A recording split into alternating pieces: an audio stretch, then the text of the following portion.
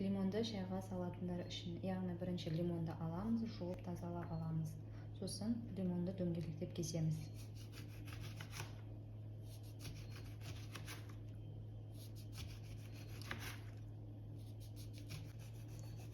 Бақалап дөңгелектеп тураймыз.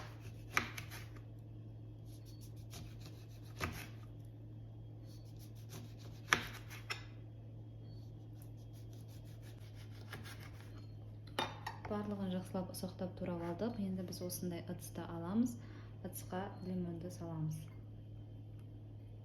Лимонды саламыз және бізде шекер, бір қасық шекер саламыз.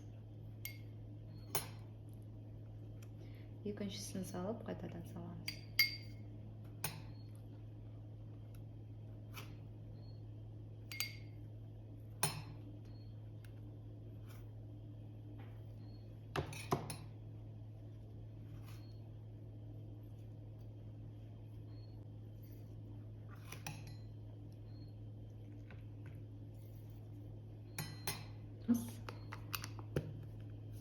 Холодильникке бір күнге қоямыз.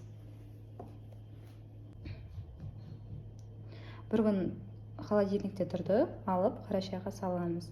Сол кезде міне бір тілімін саламыз. Мына жақта суы осылай болып көрініп шығып тұру керек.